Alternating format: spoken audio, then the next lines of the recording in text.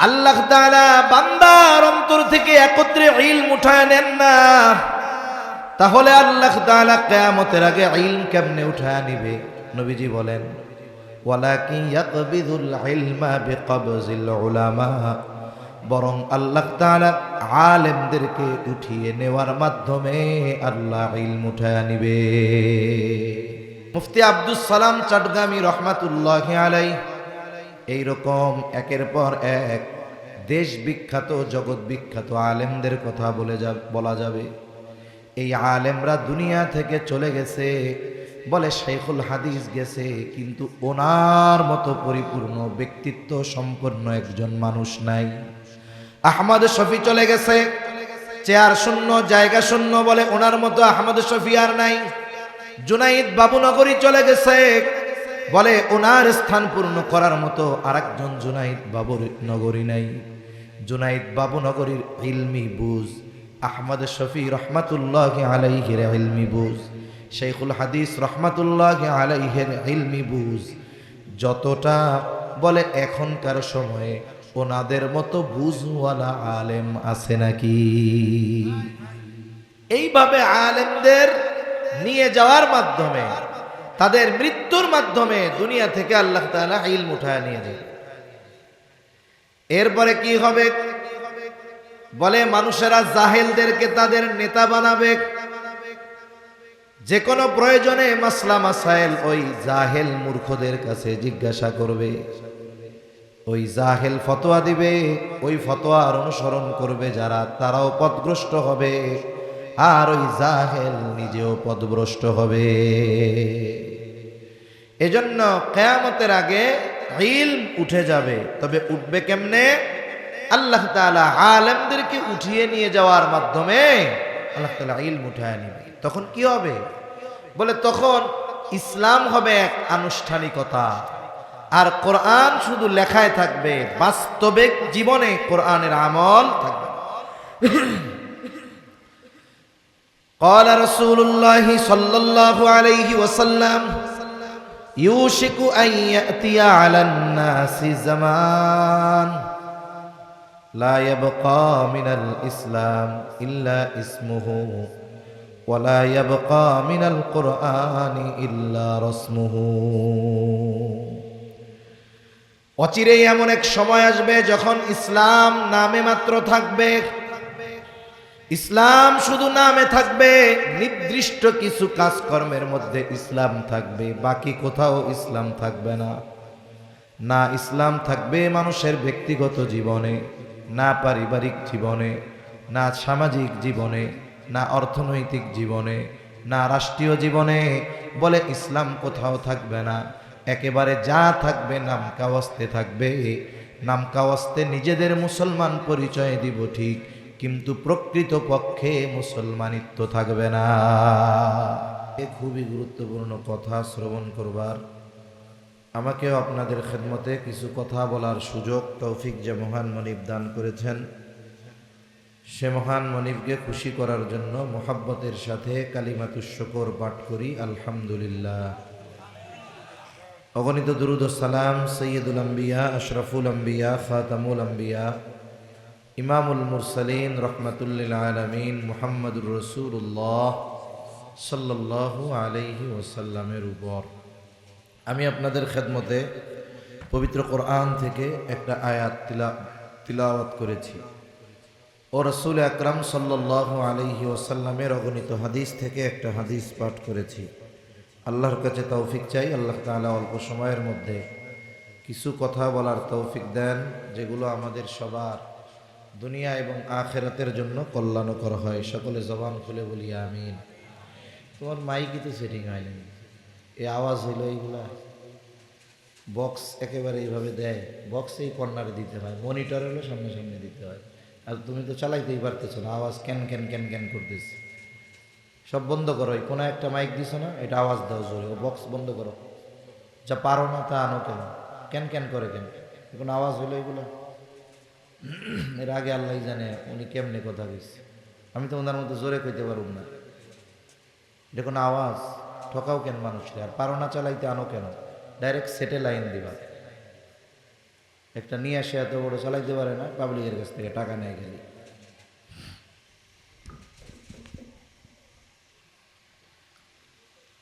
আমি যে আয়াতখানা আপনাদের খেদমতে তিলাওয়াত করেছি, এবার আরো ভালো আছে না?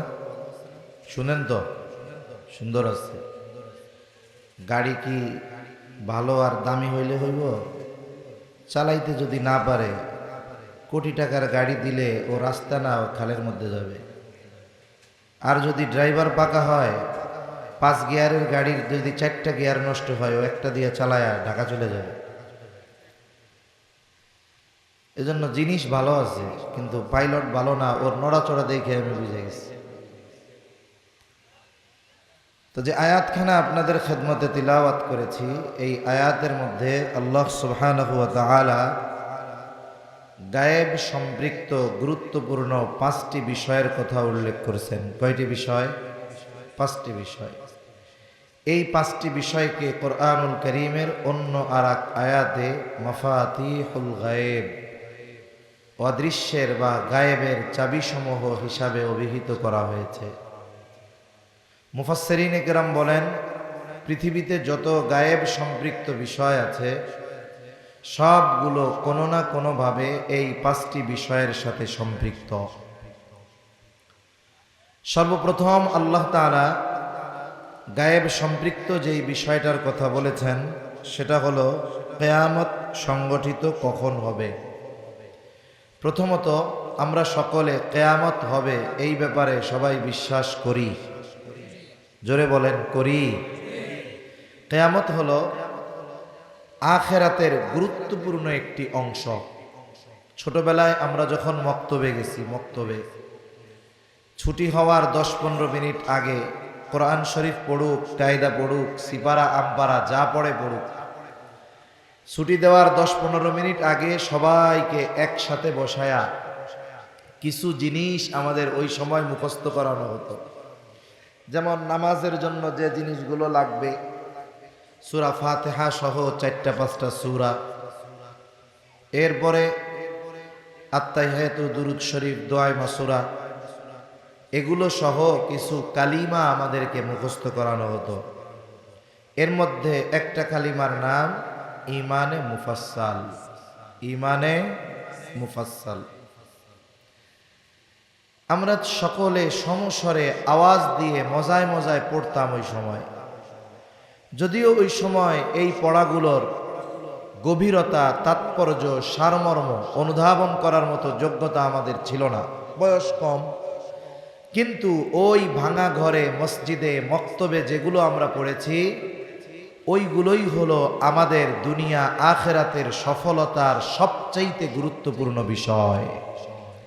ছুটি হওয়ার আগে আমরা পড়তাম, আমানতু বিল্লাহি ওয়া মালাইকাতিহি ওয়া কুতুবিহি ওয়া রুসুলিহি ওয়াল ইয়াউমিল আখিরি ওয়াল কদরি খাইরিহি ওয়া শাররিহি মিনাল্লাহি তাআলা ওয়াল বা'সি বা'দাল মাউত।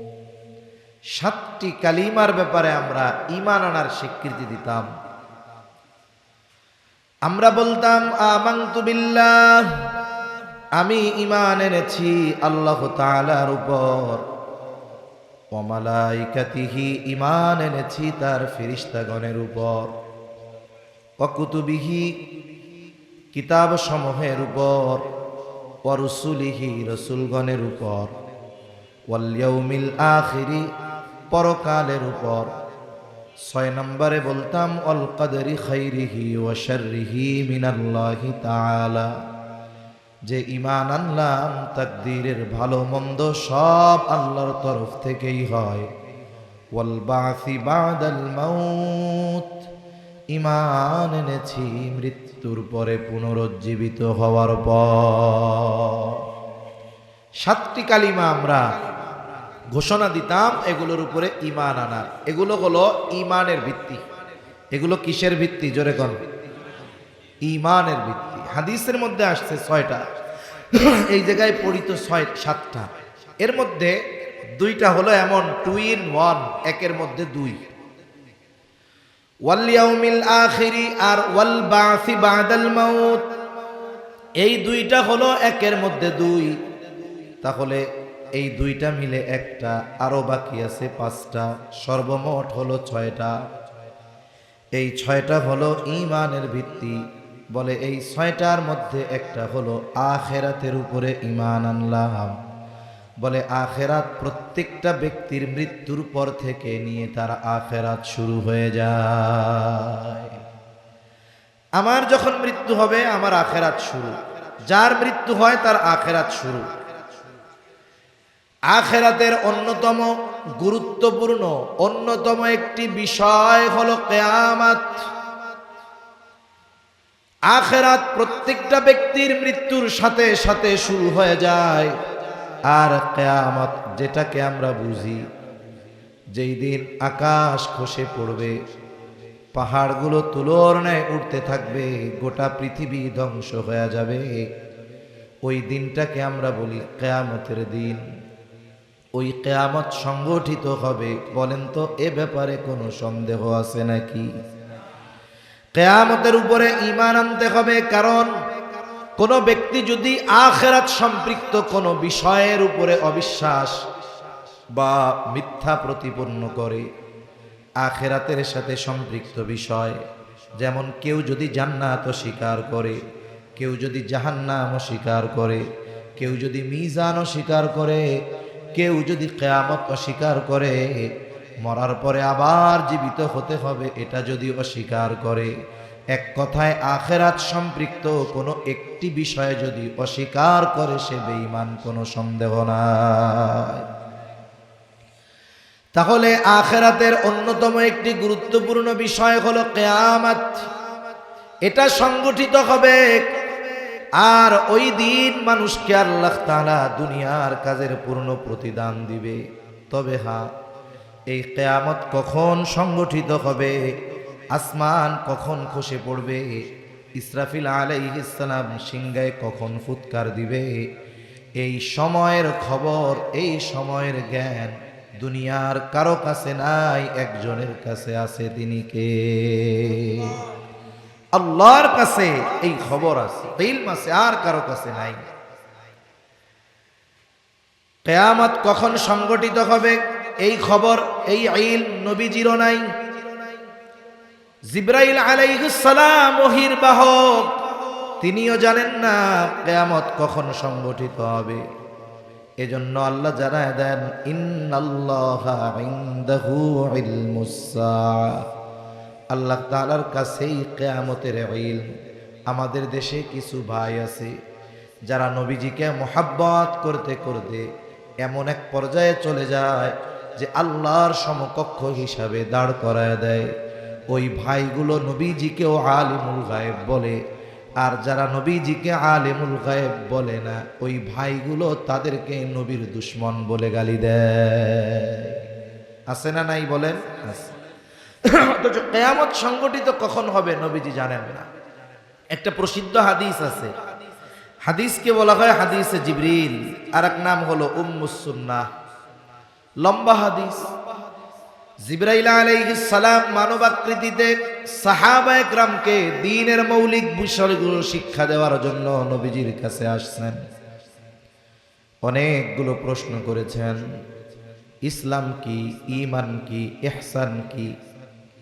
এই ধারাবাহিকতায় জিবরাইল আলাইহিস সালাম মানবাকৃতিতে নবীজির সামনে হাঁটুর সাথে হাঁটু লাগায় বসা, জিজ্ঞাসা করতেছে কিয়ামত কখন হবে।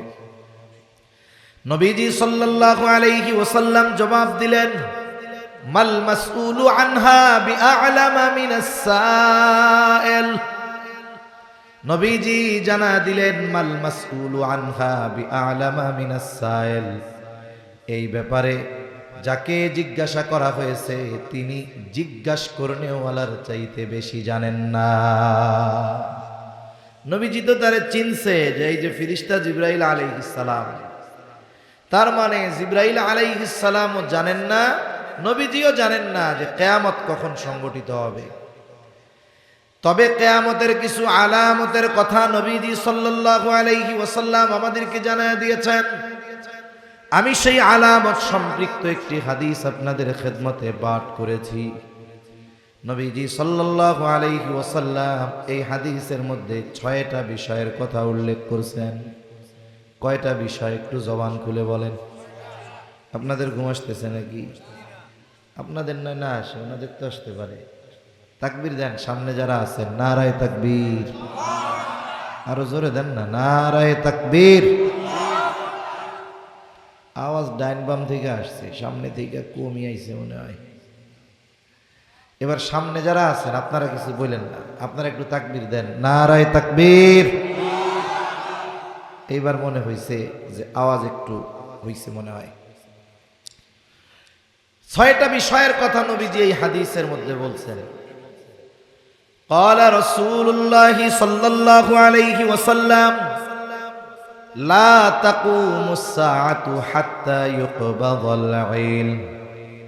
নবীজি সাল্লাল্লাহু আলাইহি ওয়াসাল্লাম বলেন, কিয়ামত ততক্ষণ পর্যন্ত সংগঠিত হবে না যতক্ষণ না ইলম উঠায়া নেওয়া হবে। তার মানে কিয়ামতের আগে আল্লাহ তাআলা ইলম উঠিয়ে নেবেন। ইলম না উঠিয়ে নেওয়া পর্যন্ত কিয়ামত সংগঠিত হবে না। ছোটবেলায় আমরাও গল্প শুনতাম, কিয়ামতের আগে কোরআন হাদিস উঠায় নিয়ে যাওয়া হবে। মানুষেরা খুব চটকদার আর মজার মজার গল্প বলতো। গল্পটা একটু শোনাই আপনাদের, মনে হয় অনেক ওয়াজ মাহফিলেও এমন বলতো যে কিয়ামতের আগে কোরআন হাদিস আল্লাহ উঠায় নিয়ে যাবে। কেমনে উঠাবে? বলে একদিন ফজরের নামাজের সময় ইমাম নামাজের জন্য দাঁড়াবে, তাকবীরে তাহরিমা আল্লাহু আকবার দিয়া হাতটা বাঁধবে, সানা পাঠ করবে, আউযু বিল্লাহ বিসমিল্লাহ পাঠ করবে, এরপরে পড়বে সূরা ফাতিহা, তাই না? কিন্তু আউযু বিল্লাহ বিসমিল্লাহ পড়বার পর ইমাম সাহেব আর সূরা ফাতিহা পড়তে পারবে না, থেমে যাবে, স্টপ হয়ে যাবে। স্বাভাবিকভাবে ইমাম যদি পড়া ভুলে যায়, পেছন থেকে মুক্তাদি স্মরণ করায় দেয়। অবস্থা এমন, ইমামও সূরা ফাতিহা ভুলে গেছে, পড়তে পারে না, পেছন দিকের মুসল্লিরাও সব ভুলে গেছে। এইবার ইমাম নামাজ ছাইড়া মসজিদের তাক থেকে কোরআনটা বের করবে, বের করে কোরআনের পাতা খুলবে সূরা ফাতিহা দেখার জন্য। কিন্তু পাতা উল্টায়া দেখবে কোরআনের সব পাতাগুলো সাদা হয়ে গেছে। সব পাতা কি হয়ে গেছে? সাদা হয়ে গেছে। সব হাদিস কোরআন এগুলো সব সাদা হয়ে যাবে। এই গল্প আমরা শুনতাম। কিন্তু নবীজি সাল্লাল্লাহু আলাইহি ওয়াসাল্লাম জানায় দেন, আল্লাহ তাআলা বান্দার অন্তর থেকে একত্রে ইলম উঠায় নেন না। তাহলে আল্লাহ তাআলা কিয়ামতের আগে ইলম কেমনে উঠায় নিবে? নবীজি বলেন, ওয়ালাকিন ইয়াকবিদুল ইলমা বিকবজিল উলামা। বরং আল্লাহ তাআলা আলেমদেরকে উঠিয়ে নেওয়ার মাধ্যমে আল্লাহ ইলম উঠায় নিবে। আমাদের সমকালীন সময়ে যেই আলেমরা দুনিয়া থেকে চলে গেছে, বিশেষ করে 2020 থেকে 25 পর্যন্ত, এই 20 সাল থেকে 25 সাল চলতেছে, এই 5 বছরে বাংলাদেশের শীর্ষস্থানীয় বুজুর্গ উলামা হযরত কাছাকাছি সময়ে সবচেয়ে বেশি বিদায় নিয়েছে। এর আগে তো গেছেই, এই সময়টাতে বেশি গেছে।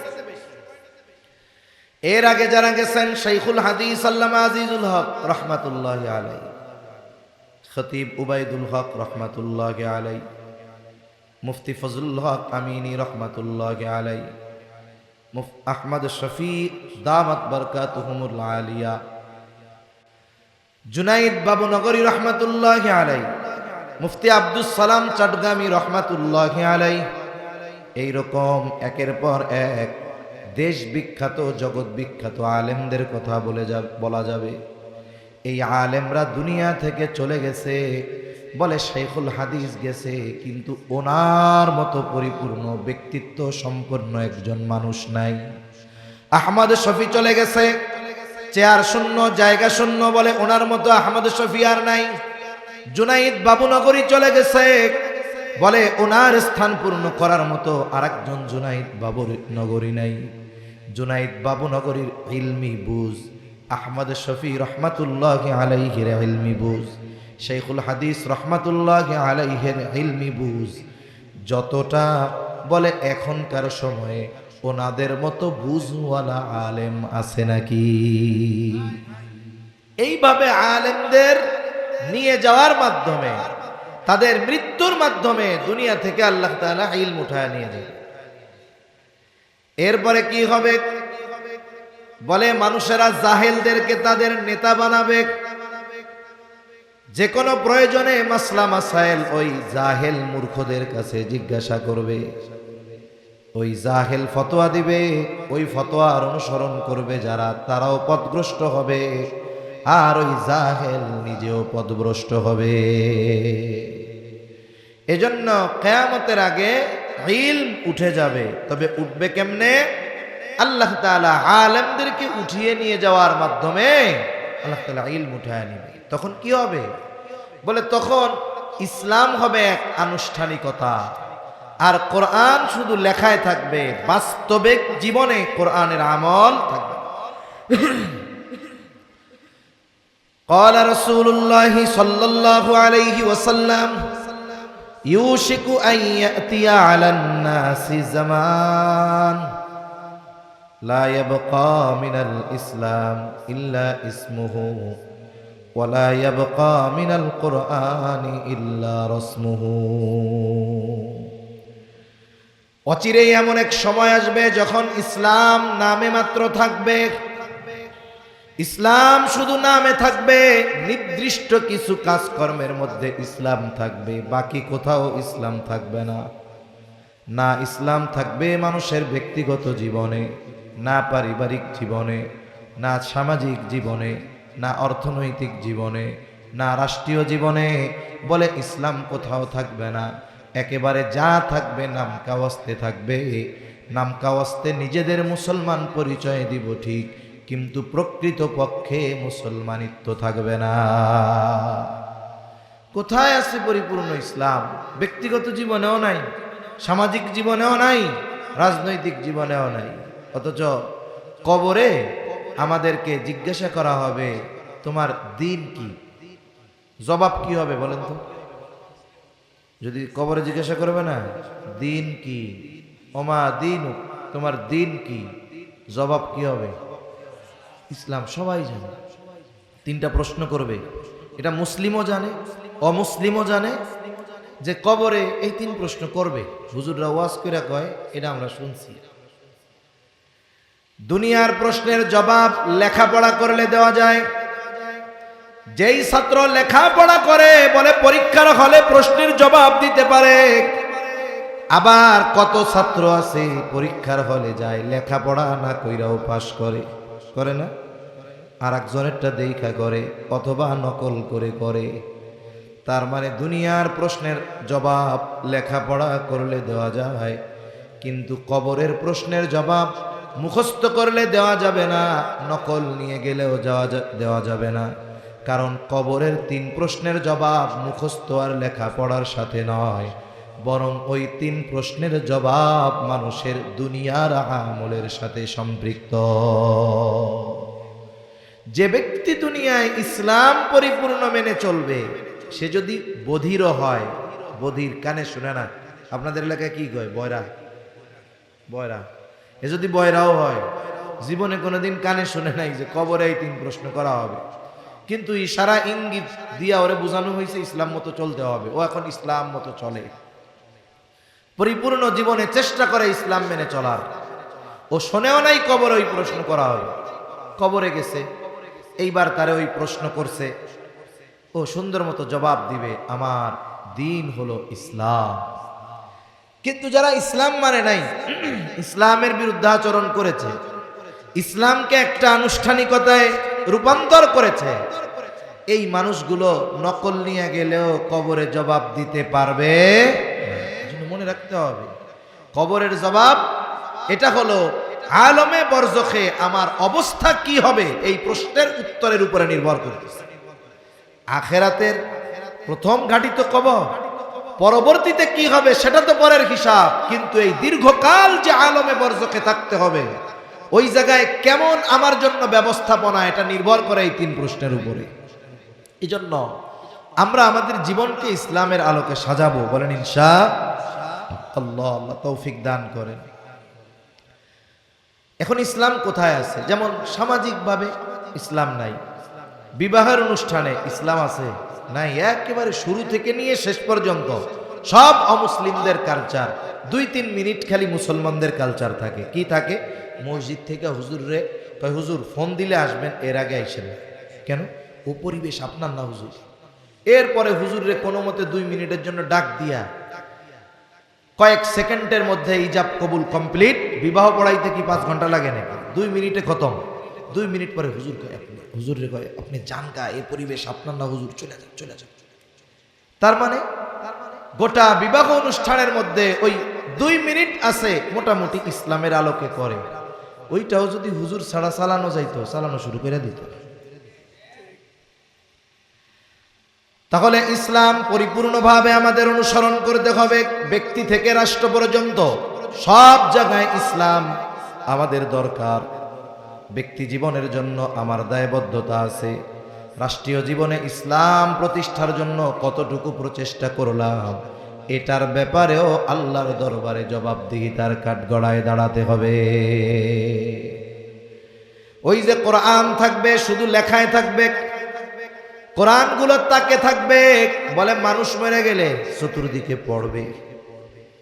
তারা মনে করে কোরআন হলো তাকে তুলে রাখার জিনিস, এটা মানুষ মরলেই পড়তে হয়। কিন্তু আল্লাহ তাআলা কোরআনুল কারীমকে মুমিনদের জন্য গাইড বানায়েছেন, পথপ্রদর্শক হিসাবে আল্লাহ তাআলা দিয়েছেন। আর কোরআনুল কারীম আর সুন্নাহ হলো ঈমানদারদের মূল সংবিধান। কোরআনের তিলাওয়াত আছে সুললিত কণ্ঠে, কত পরিশ্রম করে তিলাওয়াত করে কারীরা। আল্লাহ রাসূল সাল্লাল্লাহু আলাইহি ওয়াসাল্লাম বলেন, শেষ জামানায় তীরের মতো কোরআন পড়বে। একটা অক্ষরের উচ্চারণ শুদ্ধ করার জন্য দিনের পর দিন কাটায় দিবে। আয়না দিয়া জিহ্বা দেখবে, ঠোঁট দেখবে, মুখ দেখবে, উচ্চারণ করতে গিয়ে কপাল ঘুষায় নাকি এগুলা দেখবে। কিন্তু এগুলো সব জান না, এগুলো সব কি? ওটা শুনতে মজা লাগে, হৃদয় পর্যন্ত পৌঁছায় না, বাস্তবিক জীবনে আমল হয় না। তা কথা অন্যদিকে চলে যাচ্ছে। নবীজি সাল্লাল্লাহু আলাইহি ওয়াসাল্লাম বলেন, লা তাকুমুস সাআতু হাত্তা ইউকবাদাল ইলম। কিয়ামত ততক্ষণ পর্যন্ত সংগঠিত হবে না যতক্ষণ না আল্লাহ তাআলা ইলম উঠায় না নিবেন। তার মানে কিয়ামতের আগে ইলম উঠায় নেওয়া হবে। আর ইলম কিভাবে আল্লাহ উঠায় নিবেন? আলেমদেরকে উঠিয়ে নিয়ে যাওয়ার মাধ্যমে। এই জন্য পৃথিবীর জমিনে যত আলেম বেশি বেশি থাকবে, হক্কানি উলামা ইকরামের পদাচারণা যত বেশি থাকবে, আমাদের থেকে কিয়ামত তত দূরে থাকবে। আর এই আলেমগুলোর কারখানা হলো মাদ্রাসাগুলো। এজন্য উলামা ইকরামের প্রতি মুহাব্বতের সাথে সাথে মাদ্রাসাগুলোর প্রতি আমাদের আন্তরিক ভালোবাসা মুহাব্বত থাকা দরকার। 2 নাম্বার, নবীজি সাল্লাল্লাহু আলাইহি ওয়াসাল্লাম বলেন, ওয়া তাকসুরাজ জালাজিলু। কিয়ামতের আগে জালজালা বেড়ে যাবে। জালজালা তথা ভূমিকম্প, এটা জমিনের জন্য একটা স্থলের একটা মুসিবত, বিপর্যয়। যখন কোনো ধরনের মুসিবত বিপর্যয় পরিলক্ষিত হয়, শুধু জাগতিক নজরে এই মুসিবতকে দেখে না, বরং এই মুসিবতকে সে কোরআন এবং সুন্নাহর আলোকে এই মুসিবতের মূল কারণগুলো সে অনুসন্ধান করে। ভূমিকম্প কেন হয়? ভূতাত্ত্বিক যারা, এরা বলে আমরা তো পৃথিবীর উপরিভাগে বসবাস করি, পৃথিবীর উপরিভাগে আমরা বসবাস করি। পৃথিবীর ভেতর দিকে অনেক কিছু আছে, আগুন, পানি, বিভিন্ন খনি, অনেক কিছু আছে। আবার উপরিভাগে যে বসবাস করি, আরেকটা কাগজ দেন, এইরকম একটা অংশে পৃথিবীর সবাই বসবাস করে না। পৃথিবীর বিভিন্ন মহাদেশ এক একটা প্লেটের উপরে, এক একটা অংশের উপরে। এগুলো কেমন থাকে? মনে করেন এইটা হলো এশিয়া মহাদেশ, এটার উপরে আফ্রিকা মহাদেশ, এখন এটা পাশাপাশি আছে, এই জায়গায় এরকম আছে। বিজ্ঞানীরা বলেন যে এই প্লেটগুলো মানে অংশগুলো সব সময় নড়াচড়া করে। বছরে কতটুকু নড়াচড়া করে? বলে 10 থেকে 16 সেন্টিমিটার মাত্র। প্রতি বছরে এতটুকু নড়াচড়া করে। কতটুকু? অল্প একটু নড়াচড়া করে। বলে যদি গতি কোনো সময় 16 সেন্টিমিটারের একটু বেড়ে যায়, মনে করেন এখন গতিটা বাড়ছে, চলতে চলতে এবার গতি এতটুকু বাড়ছে যে সেটার গতি 20 সেন্টিমিটার পার হয়ে গেছে, তখন ভূমিকম্প আমাদের কাছে উপলব্ধি হয়। অথচ পৃথিবীতে প্রতিনিয়ত ভূমিকম্প হতে থাকে, কারণ পৃথিবীর এই টেকটনিক প্লেটগুলো সর্বদা নড়াচড়া করে। ভূমিকম্প প্রতিনিয়ত হয়, মৃদু মাত্রার, এগুলো আমাদের অনুভব হয় না। কিন্তু যখন একটু নড়াচড়া বেশি হয় তখন কি হয়? বেশি কাঁপে, আর তখন উঁচু উঁচু ইমারতগুলো পড়ে যায়, ভেঙে যায়।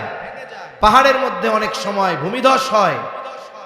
তুরস্কে ভূমিকম্প হয়েছে, হাজার হাজার মানুষ মারা গেছে। আফগানিস্তানে হয়েছে, হাজার হাজার মানুষ মারা গেছে, বড় বড় স্থাপনা ভেঙে পড়ছে। থাইল্যান্ড মায়ানমার সীমান্তে কিছুদিন আগে হয়েছে, উঁচু উঁচু বিল্ডিং গুলো এরকম বাতাসে যেমন গাছ নড়ে এরকম নড়তেছে। বিজ্ঞানীরা তো বলে টেকটনিক প্লেট নড়াচড়া করছে বেশি, টেকটনিক প্লেট নড়াচড়া বেশি করছে, এই জন্য নড়ছে। কিন্তু এই যে স্থলের মুসিবত বিপর্যয় কেন হয়? আল্লাহ তাআলা বলেন, যাহারাল ফাসাদু ফিল বাররি ওয়াল বাহরি বিমা কাসাবাত আইদিন নাস লিয়ুযীকাহুম বা'দাল্লাযী আমিলু লাআল্লাহুম ইয়ারজিউন। আল্লাহ রাব্বুল আলামিন বলেন, জল স্থলের যত বিপর্যয় এগুলো মানুষের হাতের কামাই। তার মানে আমাদের কর্মের কারণে জল স্থলে মুসিবত দেখা দেয়। সমুদ্রের মধ্যে জলোচ্ছ্বাস হয়, আইলা লাইলা সিডর হয়, জমিনের মধ্যে ভূমিকম্প হয়, অতিবৃষ্টি অনাবৃষ্টি এগুলো হয়।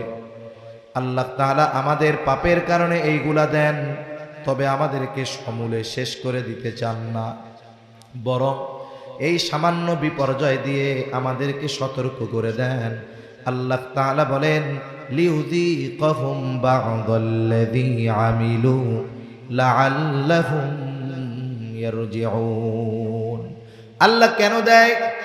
হে দুনিয়ার মানুষ, থাইল্যান্ডের ভূমিকম্প দেখে সতর্ক হয়ে যাও। কত উন্নত প্রযুক্তি, বিল্ডিং গুলো বাতাসের ন্যায় কেমন যেন নড়তেছে, সতর্ক হয়ে যাও। আল্লাহর দিকে ফিরে আসো, পাপাচারের পথ পরিহার করে দ্বীনের পথে ফিরে আসো, নেকের পথে ফিরে আসো। মূলত আল্লাহ আমাদের পাপাচার যখন একটু বেড়ে যায়, এই ধরনের মুসিবত দিয়ে, বিপর্যয় দিয়ে আল্লাহ আমাদের সতর্ক করে দেয়। তবে পাপাচারের মাত্রা এত বেশি, যদি রহমাতুল লিল আলামিনের দোয়া আমাদের ব্যাপারে না থাকতো, আমাদেরকে আল্লাহ আযাব গজব দিয়ে সমূলে শেষ করে দিতেন। কিন্তু নবীজির দোয়ার বরকতে আল্লাহ তাআলা আমাদেরকে কিছু শাস্তি আস্বাদন করান, তবে সমূলে ধ্বংস করে দেন। তাহলে আমরা এক নাম্বার পাইলাম, আমাদের পাপের কারণে ভূমিকম্প বাড়বে, সময়ের সাথে সাথে পাপ বাড়বে, ভূমিকম্প বাড়তে থাকবে। হাদিসের মধ্যেও নবীজি বলেন, যখন জমিনের উপরে পাপাচার বেড়ে যায়, অশ্লীলতা বেড়ে যায়, ব্যভিচার বেড়ে যায়, ওজনে কম দেওয়া বেড়ে যায়, মদ্যপান বেড়ে যায়, নাচ গান বেড়ে যায়, তখন আল্লাহ তাআলা ভূমিধস দেন, ভূমিকম্প দেন। তাহলে ভূমিকম্প কিয়ামতের আগে বাড়বে কেন? বলে বাড়ার মূল কারণ হলো আমাদের পাপাচার। তবে এই বিষয়ে খেয়াল রাখতে হবে, এই পাপাচারগুলো যেন আমাদের মাধ্যমে না হয়, অন্যরা করলে করুক, আমরা এই ভূমিকম্প হওয়ার কারণ পাপাচার, এতে আমরা লিপ্ত হব না, কোন ইনশাআল্লাহ। 3 নাম্বার, নবীজি সাল্লাল্লাহু আলাইহি ওয়াসাল্লাম বলেন, ওয়ায়াতাকারাবাজ জামান, কিয়ামতের আগে সময় সংকুচিত হয়ে যাবে, সময় সংকুচিত হয়ে যাবে, সংক্ষিপ্ত হয়ে যাবে, সময়টা নিকটবর্তী হয়ে যাবে। কিয়ামতের আগে এক জুমা থেকে অপর জুমা তাড়াতাড়ি চলে আসবে, মনে হবে এই তো গতকাল জুমা পড়লাম, আবার আগামীকাল জুমা।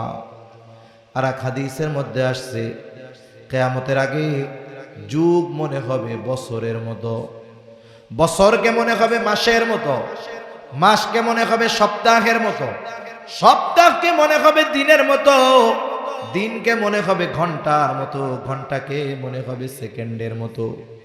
সময় নিকটবর্তী হয়ে যাবে, এক জুমা থেকে এক জুমার দূরত্ব কেমন যেন কমে যাবে। মুফাসসিরিন মুহাদ্দিসিন কেরাম বলেন এর দ্বারা কিয়ামতের আগে সময় থেকে বরকত উঠে যাবে, হায়াতের বরকত উঠে যাবে। জাস্টিস মুফতি তকি উসমানী দামাত বারকাতুহুমুল আলিয়া সময়ের মূল্যায়ন সম্পর্কে বয়ান করতে গিয়ে বলেছেন, সময় হলো এমন এক জিনিস ব্যক্তির কর্মের উপরে নির্ভর করে সময় প্রশস্ত হবে নাকি সংকুচিত হবে। কোন মানুষ যদি সময়কে ভালো কাজে অতিবাহিত করে তাহলে তার সময়ের মধ্যে আল্লাহ তাআলা বরকত দিবে। সময় যদি কেউ ভালো কাজে অতিবাহিত করে সময়ের মধ্যে আল্লাহ কি দিবে? বরকত দিবে।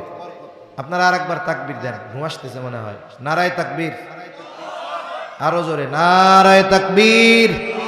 একটু হাত দুইটা একটু নাড়া দেন তো, এরকম একটু নাড়া দেন, ব্যায়াম ট্যাম করে। হ্যাঁ, সজাগ আছেন তো? মাশাআল্লাহ, বেশি সময় কষ্ট দিব না। তাহলে সময় প্রসারিত হয় কিসের মাধ্যমে? ভালো কাজের মাধ্যমে। ভালো কাজ করতে গেলে মনে হবে যে অনেক সময় লাগতেছে, কিন্তু কেউ যদি অহেতুক কাজে লিপ্ত হয় দেখবেন সময় খুব তাড়াতাড়ি চলে যায়। এখন ভালো কাজে সময় যে লম্বা হয়, আমি একটা উদাহরণ দেই।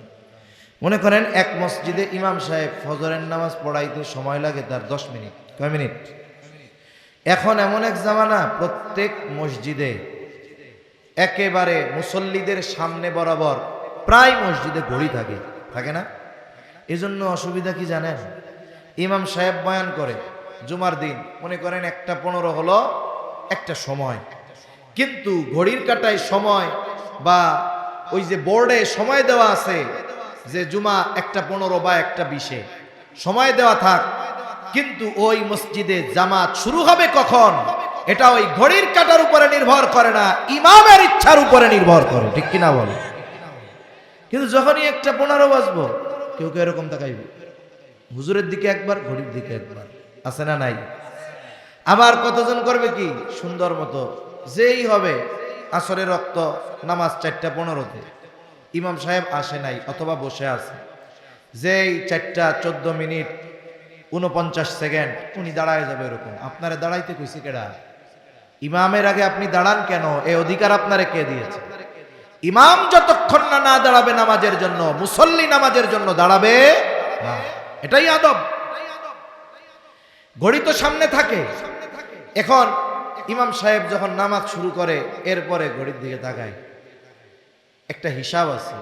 ইমাম সাহেব যদি 5:20 নামাজ শুরু করে তাইলে 5:24 সময় সে রুকুতে যায় ফজরের নামাজে, কিন্তু আজকে 4:24 পার হয়ে 5:25, 26 এখনো রুকুতে যায় না। কিরে? ইমাম সাহেব চিন্তা করছে অন্যান্য দিন সূরা দাহার দিয়ে 2 রাকাত পড়াই, আজকে সূরা দাহার দিয়ে 1 রাকাত পড়াবো, সময় একটু বেশি লাগবে না? লাগবে। এবার যখন 24 থেকে ঘড়ির কাঁটা 26-এ যায় আর সহ্য হয় না। একজন পেছন থেকে কয়, ইমাম সাহেব কেরাত চলতেছে, পাশের থেকে এবার আরেকজন বলে, একের পর এইবার জামাতের সাথে পেছন থেকে কাশাকাশি শুরু। ইমাম মনে মনে কয়, চিন্তা করছিলাম সূরাটা শেষ করে রুকুতে যাবো, পেছনে যে পরিমাণ যক্ষা শুরু হয়েছে আমিও কাশির মধ্যে পড়ে যাই কিনা ঠিক নাই। আল্লাহু আকবার। এই যে সে যে নামাজের মধ্যে আছে, পৃথিবীতে সবচাইতে উত্তম কাজের মধ্যে সে আছে, ঠিক কিনা বলেন? কারণ একজন মানুষ যখন তাকবীরে তাহরিমার মাধ্যমে নামাজের মধ্যে অন্তর্ভুক্ত হয়ে যায়, সে পৃথিবীর সব বৈধ কাজ, অনেক বৈধ কাজ তার জন্য সাময়িকভাবে নিষিদ্ধ হয়ে যায়। কেন? বলে এই সময় কথোপকথন চলে কার সাথে? দুনিয়ার মানুষ আমরা এতটা জাহেল যে আল্লাহর সাথে কথা বলতেছে 2 মিনিট বেশি লাগলে আর ভালো লাগে না, অথচ ওই লোক নামাজ থেকে বের হয়ে চায়ের দোকানে বসবে, দেখবেন এক টানা বৈশা থাকবে দুপুর থেকে নিয়ে রাত 9টা পর্যন্ত, কোনো উহু আহা আর কাশি মাসি নাই, কোনো অসুবিধা নাই, মাজা ব্যথাও নাই, গিরা ব্যথাও নাই। এই যে সময়টা যে চার দোকানে কাটাচ্ছে, হয়তো গুনার মাধ্যমে, না হয় গীবতের মাধ্যমে, না হয় অহেতুক কোনো কথা কাজের মাধ্যমে এই সময়টা দ্রুত চলে যায়, ওটা বরকত শূন্য হয়ে যায়। আর যেই কাজগুলো আমরা কোরআন তিলাওয়াত করি, নামাজ পড়ি, মসজিদে থাকি, বলে এই সময়গুলো আমার আপনার কাছে লম্বা সময় লাগে। কেন? বলে সময় অল্প হলেও ওই সময়ের মধ্যে আল্লাহ বরকত দেয়। এজন্য তাকি উসমানী দামাত বারকাতুহুমুল আলিয়া বলেন, মানুষ ভালো কাজ, নেক কাজের মাধ্যমে সময়ের বরকত লাভ করে, সময়টা প্রশস্ত হয়ে যায়। আর যদি অহেতুক গুনার কাজ, টেলিভিশন, মোবাইল, ফেসবুক দেখে সময় কাটায়, বলে মুহূর্তের মধ্যে সময় থেকে বরকত উঠে যায়, খুব দ্রুততার সাথে সময়গুলো চলে যায়। অথচ এই সময় এই দুনিয়ায় দামি নেয়ামতগুলোর মধ্যে অন্যতম এক দামি নেয়ামত। সময়ের কত দাম, হায়াতের কত দাম, এটা বুঝতে পারবো যখন মারা যাব। তখন দুনিয়াতে যেই মানুষগুলো এই হায়াত তথা সময়ের কদর করে নাই, মূল্যায়ন করে নাই, এরাও মারা যাওয়ার পর সময়ের মূল্য বুঝতে পারবে। কিন্তু তখন কিছু করার আছে? জোরে বলেন, তখন কিছু করার থাকবে? থাকবে। আল্লাহ তাআলা কোরআনুল কারীমের মধ্যে বলেন, وَأَنفِقُوا مِمَّا رَزَقْنَاكُم مِّن قَبْلِ أَن يَأْتِيَ أَحَدَكُمُ الْمَوْتُ। আল্লাহ তাআলা বলেন, তোমাদেরকে যেই রিজিক দেওয়া হয়েছে মৃত্যু আসার পূর্বে, তা থেকে তোমরা ব্যয় করো, দান সাদকা করো। যদিও এই জায়গায় শুধু একটা আমলের আদেশ, কিন্তু মুফাসসিরিনে কেরাম বলেন উদ্দেশ্য হলো মৃত্যু আসার আগে তোমরা সৎ কর্ম করো, নেক কর্ম করো, ভালো কাজ করো। যেই লোকগুলো আল্লাহ তাআলার এই প্রত্যাদেশ অনুযায়ী দুনিয়ার হায়াত অতিবাহিত করে নাই, ওই লোকটা যখন মৃত্যু হয়ে যাবে, মৃত্যুর পরে যে মাইয়াত, মুর্দা, এটা কিন্তু কথা বলে, কিন্তু আমরা শুনতে পারি না। যদি নেককার হয় তাইলে সে বলে, আমারে তাড়াতাড়ি গোসল দিয়া আমার আসল গন্তব্যে দিয়া সব। এখন এই যে মাইয়াত যে কথা বলে, এই কথার আওয়াজ যদি মানুষেরা শুনতে পাইতো, নবীজি বলেন তাহলে মানুষেরা ভয়ে লাশ গোসল দাফন দেওয়া বন্ধ করে দিত। ও কথা বলে, আমরা না শুনলেও শুনে কে? এখন ওই মানুষগুলো যারা দুনিয়ার হায়াতে ভালো কাজ করে নাই, দান সদকা করে নাই, চার দোকানে বৈশা আড্ডা মাইরা সময় কাটায় দিছে, ওই মানুষগুলো মরার পরে কথা বলবে। কি কথা বলবে? আল্লাহ তাআলা সেটা বলেন। কি বলবে তারা? ফায়াকুলা রব্বি লাউলা আখখারতানি ইলা আজালিন করিব। ও তখন আকুতি মিনতির সাথে আল্লাহর কাছে বলবে, ও আমার রব, আমাকে কিছু সময়ের জন্য অবকাশ দেন, আবার একটু দুনিয়ায় যাওয়ার সুযোগ দেন।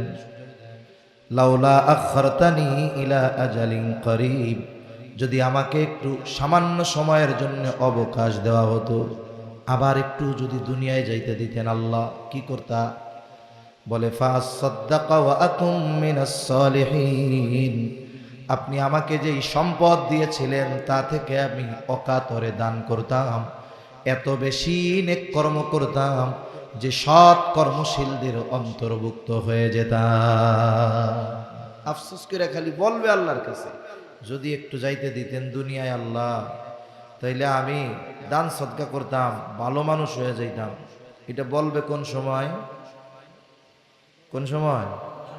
মরার পর। ও বুঝতে পারছে দুনিয়ার সামান্য সময়ের দাম কত, এই জন্য বলবে একটু অবকাশ যদি দিতেন তাইলে যাইয়া নেক কাজ করতাম, সৎকর্মশীলদের অন্তর্ভুক্ত হয়ে যাইতাম। আমরা যারা সময়ের ওইরকম নষ্ট করি, আমরাও মরার পরে বুঝতে পারবো। কিন্তু যতই আবেগ নিয়ে আল্লাহর কাছে কই, এক সেকেন্ডের জন্য আল্লাহ আবার দুনিয়ায় আসতে দিবে? তাহলে এই হায়াতের জন্য মরার পরে আফসোস করবে মাইয়াত। তার মানে তার জীবনের অন্যতম দামি এক সম্পদ হলো এই হায়াত। এটাকে যদি আমরা পাপের কাজের মাধ্যমে, অহেতুক মজলিসের মাধ্যমে বরকত শূন্য করে ফেলি, এটা আমাদের জন্য বড় দুর্ভাগ্যের বিষয়। এজন্য সময়গুলো নেক কাজে অতিবাহিত করব। কোন ইনশাআল্লাহ, অরিজিনাল ইনশাআল্লাহ কইছেন তো? বাংলাদেশে ইনশাআল্লাহ হলো নার বদলি কয়, কথা বুঝেননি? নার বদলে বলে। এসএসসি পরীক্ষা শেষ হয়েছে, 3 মাস পরে রেজাল্ট দিবে, কোনো কামকাজ নাই পোলাবানের, দিনভর খেলা বেড়ায় আর আত্মীয় স্বজনের বাড়ি বেড়ায়। এখন এক এলাকায় তাবলিগ জামাতের সাথী ভাইয়েরা গেছে, একজনে কানে কানে গিয়া জামাতের আমির সাহেবের কইছে, ওই যে মাঠে কয়েকটা পোলাবান খেলতেছে দেখছেন, এরা সব কয়টা ম্যাট্রিক পরীক্ষা দিছে, আগামী 3 মাস এরা ফুলফিল অরিজিনাল বেকার, এইগুলার ধৈর্য তাবলিগে নেওয়া যায় কিনা। এখন ওরা তো বল খেলতেছে, যার যে কাম এই খোঁজ পাইয়া সুন্দর মতো ওরা মাঠের মধ্যে গিয়ে হাজির।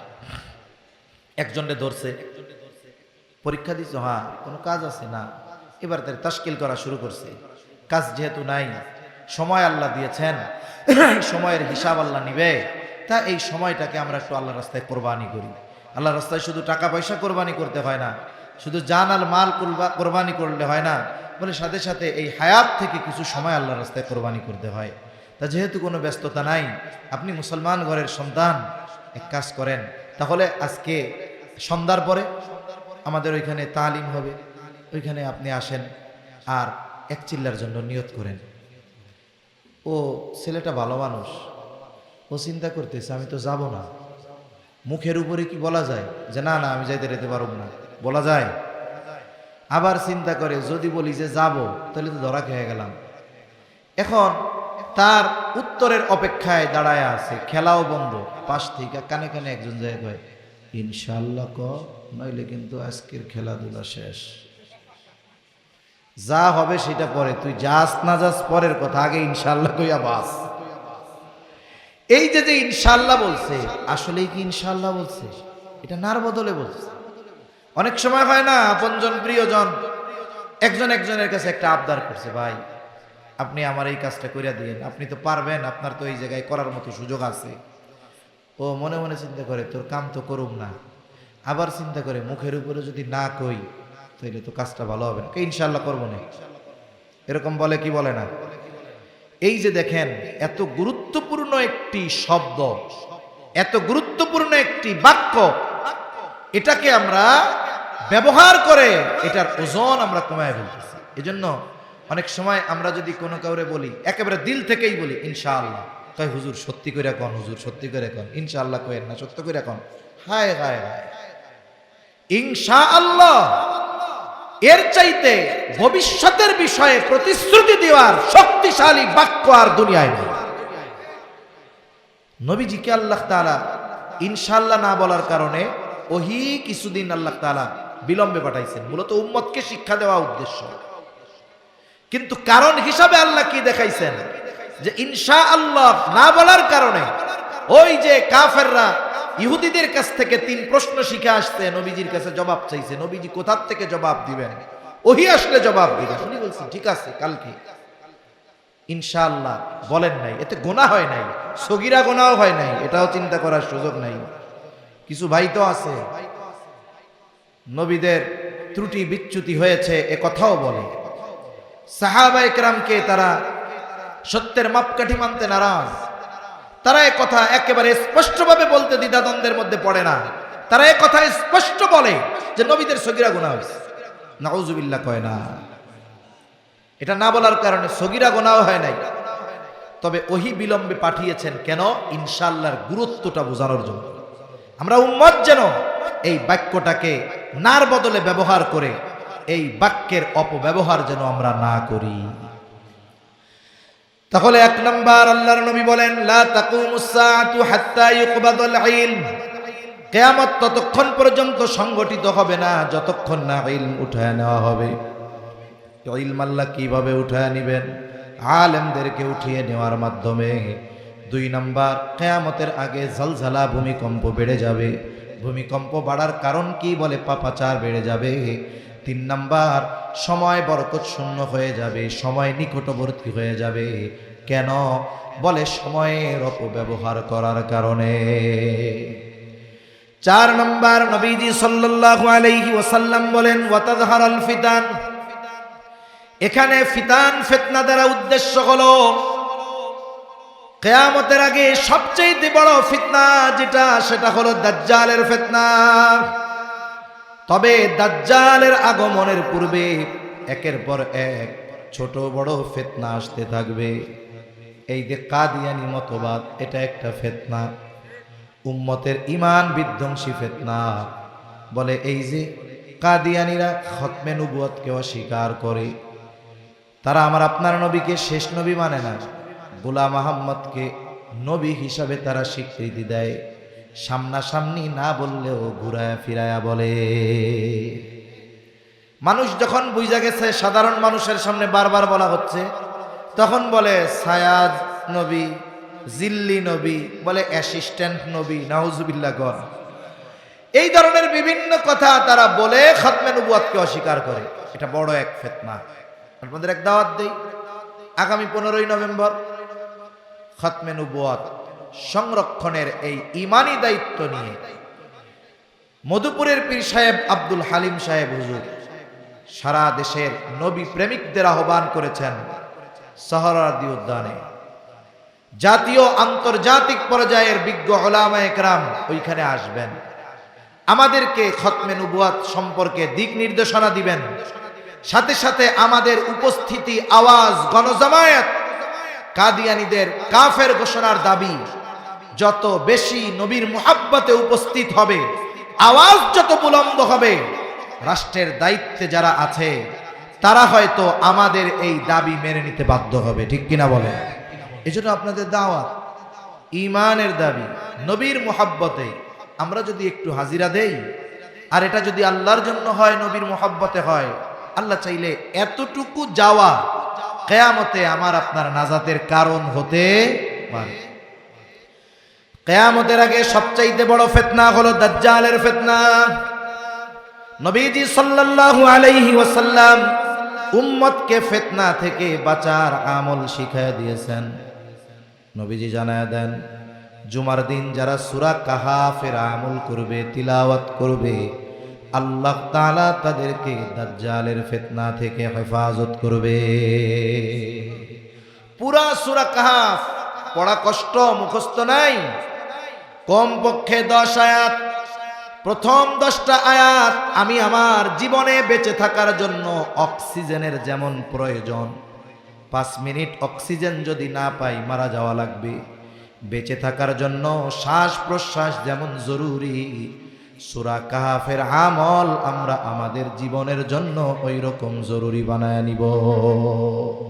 প্রয়োজনে জুমার দিন পড়তে পারেন না, মুখস্থ নাই, চালু নাই, আপনি আপনার ইমাম সাহেবরে কোন যে হুজুর জুমার পরে অথবা জুমার আগে আপনি আমাদেরকে এই সূরাটা তিলাওয়াত করে শুনান, আমরা শুনে শুনে বা দেখে দেখে এটাকে শুদ্ধ করি আর এটাই পড়ায় অভ্যস্ত হই, বারবার শুনতে শুনতে এটা চালু হয়ে যাবে, মুখস্থ হয়ে যাবে। এই আমল আমরা করবো তো ইনশাআল্লাহ। বুজুর্গানে দিন বলেন, যেই আমল দাজ্জালের মতো মহা ফিতনা থেকে উম্মতকে হেফাজত করতে পারে, বলে সেই আমল আশা করা যায় দাজ্জাল আগমনের আগে যত ধরনের ফিতনার আগমন ঘটবে উম্মতকে সব ধরনের ফিতনা থেকে হেফাজত করবে। 5 নাম্বার, নবীজি সাল্লাল্লাহু আলাইহি ওয়াসাল্লাম বলেন, ওয়াতাকসুরুল হারাজ, কিয়ামতের আগে হত্যাকাণ্ড বেড়ে যাবে। সাহাবায়ে কেরাম নবীজি সাল্লাল্লাহু আলাইহি ওয়াসাল্লামকে বলল, ইয়া রাসূলুল্লাহ, আমরা তো প্রতি বছর হাজার হাজার মুশরিকদের হত্যা করি যুদ্ধের ময়দানে, এটা কি হারাজ? নবীজি বলেন, না, হুয়াল কাতলুল কাতাল, এটা হলো পারস্পরিক হত্যাকাণ্ড। তার মানে এই হত্যাকাণ্ড মুমিন আর মুশরিকদের মধ্যে সংগঠিত হবে না, বরং এই হত্যাকাণ্ড মুমিনদের পরস্পরের মধ্যে সংগঠিত হবে। নবীজি বলেন, এক প্রতিবেশী অপর প্রতিবেশীকে হত্যা করবে, চাচা ভাতিজাকে, ভাতিজা চাচাকে হত্যা করবে, ভাই ভাইকে হত্যা করবে, এক মুমিন অপর মুমিনকে হত্যা করবে। বলে বর্তমান দুনিয়ায় প্রতিদিন কাফেরদের মাধ্যমে যত ইমানদারের মৃত্যু হয় তার চাইতে 10 গুণ বেশি মুসলমানের মৃত্যু হয় অপর মুসলমানের মাধ্যমে। গোটা পৃথিবীতে কথার কথা, যদি দৈনিক কাফেররা 100 মুসলমানকে মারে, তাহলে 1000 মুসলমান মরে অপর মুসলমানের হাতে। পারিবারিক সামাজিক, রাজনৈতিক, জমি জমা সংক্রান্ত আধিপত্য বিস্তার নিয়ে প্রতিদিন গোটা পৃথিবীতে হাজার হাজার মুসলমান অপর এক মুসলমানের হাতে মৃত্যুবরণ করে। অথচ নবীজি সাল্লাল্লাহু আলাইহি ওয়াসাল্লাম বলেন, সিবাবুল মুমিনি ফুসুক ওয়া কিতালুহু কুফর। মুমিনকে গালি দেওয়া ফাসিকি, হত্যা করা কুফর। একজন মুমিনকে গালি দেওয়া পাপ। এইখানে একজন মুমিন আর একজন মুমিনকে জাগতিক কারণে হত্যা করতে দ্বিধাদ্বন্দ্বের মধ্যে পড়ে না। এটা আফসোসের বিষয় আমাদের জন্য। অথচ একজন মুমিন আমার জবান এবং হাতের অনিষ্ট থেকে নিরাপদ থাকার কথা ছিল। মুসলমান মুখ দিয়া বললেই হবে না। আল্লাহ রাসূল সাল্লাল্লাহু আলাইহি ওয়াসাল্লাম বলেন, আল মুসলিমু মান সালিমাল মুসলিমুনা মিন লিসানিহি ওয়া ইয়াদিহি। নবীজি সাল্লাল্লাহু আলাইহি ওয়াসাল্লাম বলেন, প্রকৃত মুসলমান কে? বলে, প্রকৃত মুসলমান হলো সে যার জবান এবং হাতের অনিষ্ট থেকে অপর মুসলমান নিরাপদ থাকে। এখন দেখতে হবে আমার জবানের মাধ্যমে কোনো মুসলমান কষ্ট পায় কিনা, আমার কথার মাধ্যমে কষ্ট পায় কিনা, আমার হাতের মাধ্যমে, সেটা লেখনীতে হতে পারে, ফেসবুকে হতে পারে, কলম দিয়ে হতে পারে, হাত দিয়ে আঘাত করার দ্বারা হতে পারে। যে কোনো মুসলমান আমার কোনো আচরণে কষ্ট পায় কিনা, যদি আমার দ্বারা বিনা কারণে দ্বীনের স্বার্থ নাই এমন বিষয়ে যদি অপর মুসলমান আমার আপনার কথার দ্বারা, কাজের দ্বারা, হাতের দ্বারা কষ্ট পায়, বুঝতে হবে আমি আপনি গরু খাওয়া মুসলমান হয়েছি, প্রকৃত মুসলমান হতে পারি নাই। সেজন্য সাবধান। বিভিন্ন দল মতাদর্শ থাকবে, গ্রাম্য দ্বন্দ্ব থাকে, ঘরের মধ্যে দ্বন্দ্ব থাকে, বিভিন্ন দল উপদল দ্বন্দ্ব আছে না, মতাদর্শের পার্থক্য আছে। খবরদার, এইগুলোকে কেন্দ্র করে আমি আর এক মুসলমানের জন্য শত্রু হয়ে দাঁড়াবো না, কষ্টের কারণ হয়ে দাঁড়াবো না। কারণ মুসলমানের ভাই, একজন প্রকৃত মুসলমান তার ভাইয়ের গায়ে জাগতিক কারণে আঘাত করতে পারে। কিয়ামতের আগে হত্যাকাণ্ড এত পরিমাণ বাড়বে। নবীজি সাল্লাল্লাহু আলাইহি ওয়াসাল্লাম বলেন, যাকে হত্যা করা হবে সে জানবে না কেন আমাকে হত্যা করা হলো, আর যারা হত্যা করবে তারাও জানবে না কেন আমরা হত্যা করলাম। কিয়ামতের আগে এই হারজ বেড়ে যাবে। 6 নম্বর, নবীজি সাল্লাল্লাহু আলাইহি ওয়াসাল্লাম বলেন, হাত্তা ইয়াকসুরা ফীকুমুল মালু ফায়াফিদু। কিয়ামতের আগে মানুষের ধন সম্পদ এত পরিমাণ বাড়বে যে মানুষের সম্পদ উপচিয়ে পড়বে। মুহাদ্দিসিনে কেরাম বলেন, এই অবস্থা হবে ঈসা আলাইহিস সালামের সময়। গোটা পৃথিবীতে ইসলাম পৃথিবীর আনাচে কানাচে সব জায়গায় পৌঁছিয়ে যাবে। পৃথিবীতে একটা মানুষও থাকবে না যে সে অমুসলিম। ওই সময় মুসলমানদের সম্পদ এত পরিমাণ বাড়বে যে মানুষ দান সাদকা যাকাত দেওয়ার মতো কোনো মানুষ খুঁজে পাবে না। এই পরিস্থিতিগুলো সংগঠিত যতক্ষণ না হবে ততক্ষণ ওই কিয়ামত সংগঠিত হবে না। কোন কিয়ামত? যেই কিয়ামতের ইলম একমাত্র কার কাছে? আরো জোরে বলেন, কার কাছে? কথা শেষ। আয়াতের দিকে চলে যাই। আল্লাহ তাআলা বলেন, ইন্নাল্লাহা ইনদাহু ইলমুস সাআহ। নিশ্চয়ই আল্লাহ তাআলার কাছে কিয়ামতের জ্ঞান। এরপরে আল্লাহ তাআলা বলেন, ওয়া ইউনাজ্জিলুল গায়থ। তিনি বৃষ্টি নামান। বৃষ্টি নামায় কে? মেঘ হলেই বৃষ্টি হয় না, বরং আল্লাহ হুকুম দিলেই বৃষ্টি হয়। এই জন্য অনেক সময় আমরা দেখি দুপুরবেলা গোটা আকাশ মেঘাচ্ছন্ন হয়ে গেছে, কেমন যেন মনে হয় রাত 12টা। আমরা চিন্তা করি এই বুঝি তুমুল এক ঝড় হবে, এমন বৃষ্টি নামবে, নদী নালা সব ভরে যাবে। ভয়ে বাড়ি ফিরলাম, ঘরে ঢুকলাম, একটু পরে আকাশ পরিষ্কার। ঠিক না? আবার মাঝে মধ্যে কি হয়, কোথাও কোনো মেঘ নাই, সূর্যের আলো, প্রখর তাপ। ও আল্লাহ, এমন এক বৃষ্টি নামছে 10 মিনিট, 10 মিনিটে হাঁটু পানি। তাহলে মেঘ হলেই বৃষ্টি হয় না, বৃষ্টি দেন কে? এই শেষ সময় আল্লাহর নাম এত জোরে কইেন না, গলা নষ্ট হয়ে যাইব, এত জোরে কইেন না। বৃষ্টি দেয় কে? আল্লাহ দেয়। ওয়া ইয়ালামু মা ফিল আরহাম। মায়ের রেহেমে গর্ভে ছেলে না মেয়ে জানে কে? কইতে পারেন হুজুর? দুনিয়ায় আসার আগেই তো নাতির খবর যাই না গেছি এটা পোলা হইব। আমি বলি জানছেন কখন? আল্লাহ যখন মায়ের গর্ভে আকৃতি দিয়েছে, কিন্তু ওই যে শুক্রকণা শুক্রকীট যখন মায়ের রেহেমে গিয়েছিল, ওইটা একটা সন্তান হবে, একটা প্রাণ হবে, একটু পানি ছিল।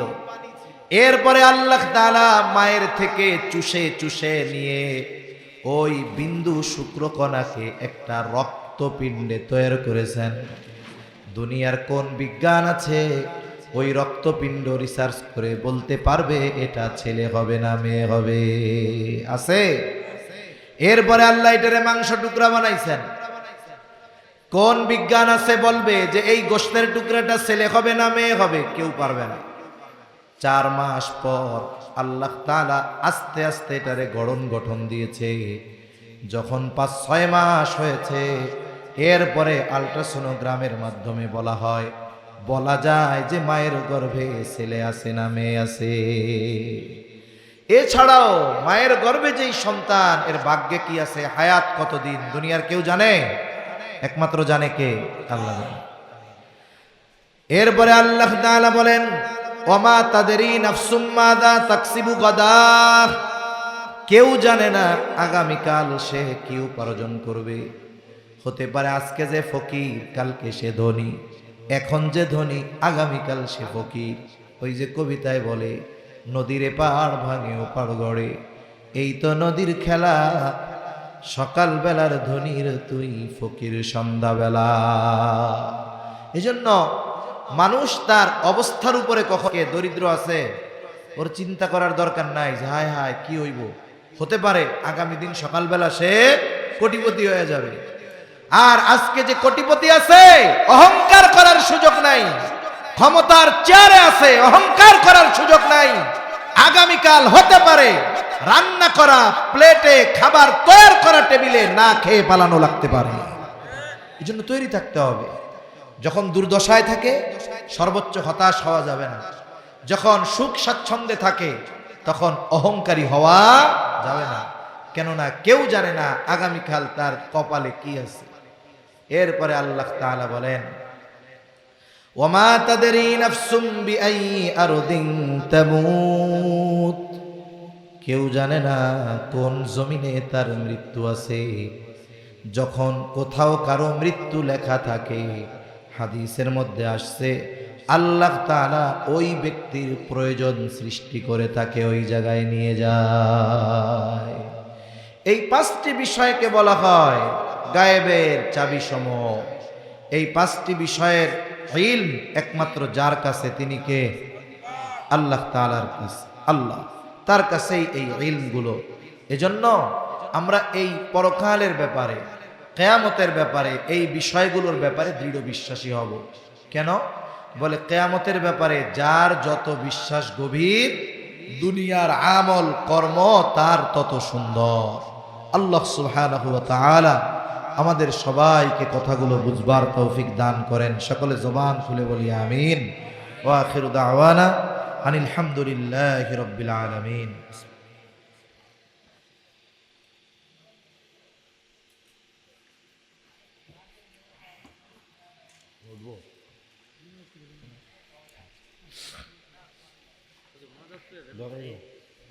প্রতিষ্ঠাতা। আচ্ছা আচ্ছা।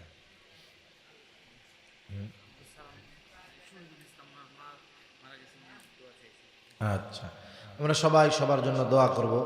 অনেকে দোয়া চেয়েছে, বিশেষ করে অত্র মাদ্রাসার প্রতিষ্ঠাতা ভাইজানের মা অসুস্থ, দোয়া চেয়েছেন। আরও এক ভাই, তার মা শহীদুল ইসলাম না, ইন্তেকাল করছে, দোয়া চেয়েছে। আমরা সবাই সবার জন্য দোয়া করব। দুরূদ শরীফ পাঠ করি। আল্লাহুম্মা সাল্লি আলা মুহাম্মদ ওয়া আলা আলি মুহাম্মাদিন কামা সাল্লাইতা আলা ইব্রাহিম ওয়া আলা আলি ইব্রাহিম ইন্নাকা হামিদুম মাজিদ। আল্লাহুম্মা বারিক আলা মুহাম্মাদিন ওয়া আলা আলি মুহাম্মদ কামা বারাকতা আলা ইব্রাহিম ওয়া আলা আলি ইব্রাহিম ইন্নাকা হামিদুম মাজিদ। الحمد لله رب العالمين والعاقبة للمتقين والصلاة والسلام على خير خلقه محمد وعلى آله وأصحابه أجمعين. ربنا ظلمنا أنفسنا وإن لم تغفر لنا وترحمنا لنكونن من الخاسرين. ربنا آتنا في الدنيا حسنة وفي الآخرة حسنة وقنا عذاب النار. ربنا لا تزغ قلوبنا بعد إذ هديتنا وهب لنا من لدنك رحمة إنك أنت الوهاب. وأفوض أمري إلى الله إن الله بصير بالعباد حسبنا الله ونعم الوكيل نعم المولى ونعم النصير. اللهم حاسبنا حسابا يسيرا اللهم حاسبنا حسابا يسيرا اللهم إنك عفو كريم تحب العفو فاعف عنا. রব্বুল আলামিন দীর্ঘ রাত পর্যন্ত দিনই আলোচনা করার পরে গুনাহ মাখা হাত আমরা তুলে ধরেছি। আয় আল্লাহ, রাত যত গভীর হয় দুনিয়ার মানুষের দরজাগুলো বন্ধ হয়ে যায়, আর রাত যত গভীর হয় আপনার রহমতের দুয়ার তত উন্মোচিত হয়। আয় আল্লাহ, আমরা গুনাহগার, আপনি গফফার। আমরা গুনাহ করতে ভালোবাসি মালিক, আপনি ক্ষমা করতে ভালোবাসেন। আপনি আপনার গফুর গফফার রহিম রহমান নামের ওসিলায় যে যেখান থেকে হাত উঁচু করেছে আল্লাহ আমাদের বিগত জীবনের সব ধরনের গুনাহগুলো মাফ করে দেন। আমাদের আত্মীয় স্বজন যে যেখানে আছে মাফ করে দেন। যারা দুনিয়া ছেড়ে চলে গেছে মাফ করে কবরগুলো জান্নাতের টুকরো বানায়া দেন। আল্লাহ, যারা অসুস্থ আছে সুস্থতা দান করেন আল্লাহ রব্বুল আলামিন। খাস করে আজকের মাহফিল কবুল করে নেন। উলামায়ে কেরাম যে যতটুকু আলোচনা করেছে আর যে যতটুকু শ্রবণ করেছে, আয় আল্লাহ প্রয়োজনীয় কথাগুলো স্মরণ রেখে আমলের কথাগুলো আমলে পরিণত করার তৌফিক দেন রব্বুল আলামিন। খাস করে এই মাদ্রাসা আপনি কবুল করে নেন, প্রতিষ্ঠাতাকে কবুল করে নেন। মাদ্রাসার যত প্রয়োজনীয়তা আছে গায়বী খাজানা থেকে আপনি ব্যবস্থা করে দেন। অনেকে দোয়া চেয়েছে মালিক, সবার মনের নেক চাওয়া নেক আশা কবুল করে নেন। খাস করে তামাম দুনিয়ার মুসলমানদের জানমাল হেফাজত করেন। হে আল্লাহ, উইঘুরের মুসলমানদের হেফাজত করেন, ফিলিস্তিনের গাজ্জার মুসলমানদের হেফাজত করেন আল্লাহ। তামাম দুনিয়ার মুসলমানদের এক হওয়ার তৌফিক দেন। হে আল্লাহ, মাজলুমদের জন্য আসমানি সাহায্য পাঠান রব্বুল আলামিন। খাস করে আমরা যারা হাত উঁচু করেছি আল্লাহ, আমাদের মধ্যে যাদের মা বাবা দুনিয়া ছেড়ে অন্ধকার গহীন কবরে চলে গেছে, গুনার কারণে যদি কারো মা বাবার কবরে আযাব হয়, আমাদের মধ্যে যাকে পছন্দ, যার আমল পছন্দ, তার আমলের ওসিলায় ওই